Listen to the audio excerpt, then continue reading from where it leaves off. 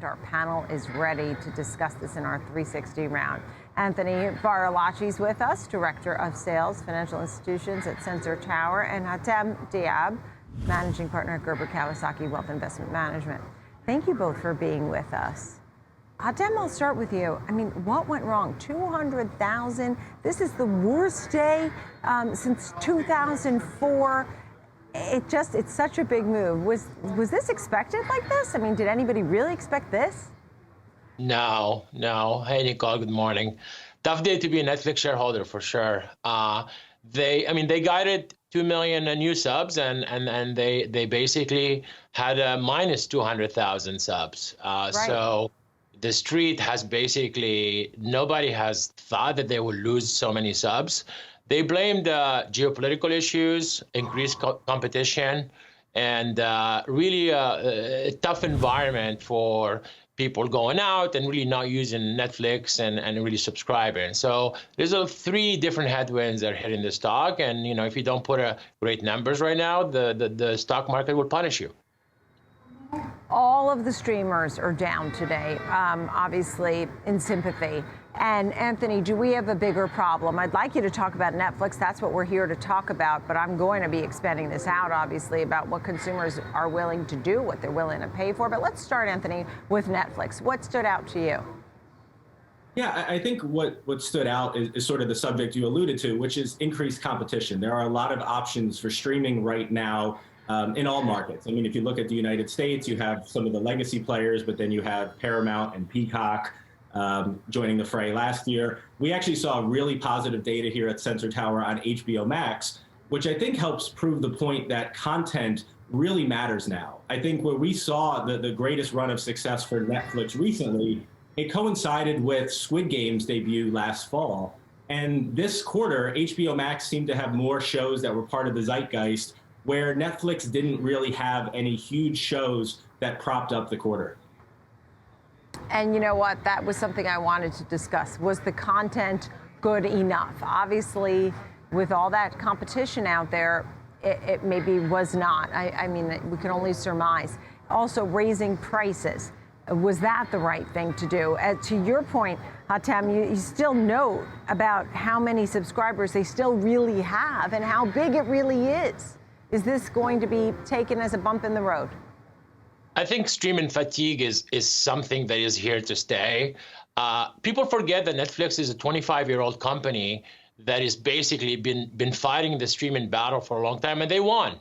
Now they have competition, not from just new streamers like Hulu, but also traditional cable companies that basically have moved into this space. They have about 220 million subscribers, paying them, between $15 and $20 a month. So the business itself is very good and doing $2 billion in profits a quarter. But the reality is, to get new subscribers, they've saturated all the markets they're in except for international. So they have, and this is why we talked about being able to stop this password sharing so they can get more subscribers in the US and North America. But really that's the issue right now, is just they've saturated the market. So is the play something else that you think may be more competitive, Anthony, or is it stay away from streamers, period? No, I don't think we would sort of go in that second direction where we'd stay away from streamers, period. I think the Sensor Tower data is showing, for some of the reasons Hatem said, a lot of strength in Netflix relative to its peers. We still have more time on that platform than some of its competitors, but it's sort of a victim of its own success. One thing we have seen, particularly in international markets, are some of the big streamers propped up by live sports. It's something that's helped Disney Plus throughout APAC, given some of its partnerships in the region. It's also been important in Latin America. We'll see how Amazon Prime does as it sort of strengthens its partnership with the NFL. But I think sports can be something that stabilizes the base of subscribers and then also gives you some inflection points depending upon cyclicality in the sports calendar.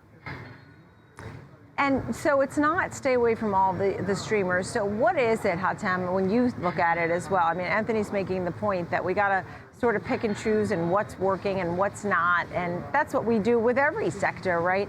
In this case, as a 25-year-old company, I guess it's not a growth stock anymore. That's something people have been talking about here on the floor of the stock exchange. And so what are your thoughts? Because, I mean, for example, Paramount's down the most when you look at the stock performance. Today, it's down about 7-8%, more so than the other names. Which one's your favorite?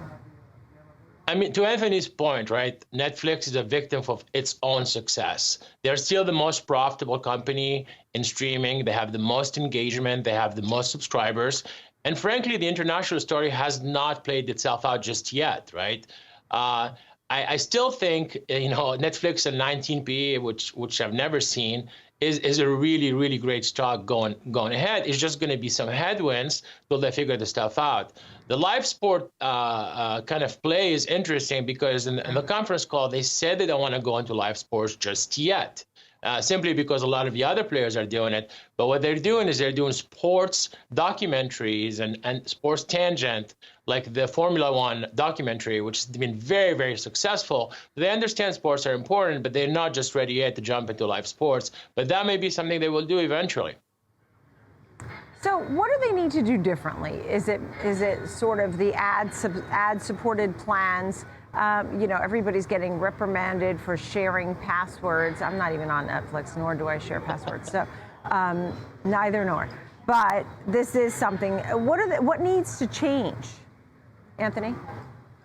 Yeah, Nicole, I could neither confirm or deny that I've shared a Netflix password before, but our data does not show that password sharing is something that's accelerated. I mean, we definitely have data points that support the notion that more people are engaging with the Netflix mobile app than they have subscribers, but there could be some noise in there from people just looking at their content list. I think what they need to do is definitely focus on the original content, which is what they seem to be doing as a company. But that's a tough battle because you have a lot of players in that space. People look to make prestige television, prestige movies. I think we saw at the Oscars this year that streaming can be really formidable with top flight content. But I think that becomes a bit of a never-ending battle where you become sort of a legacy television network. That's a difficult place to be too. Yeah, it says it plans to start charging for sharing passwords. They're saying that this is the first time that Netflix has lost subscribers in a decade, and part of the problem, the company is noting, is password sharing. Hatem, what do you think of that?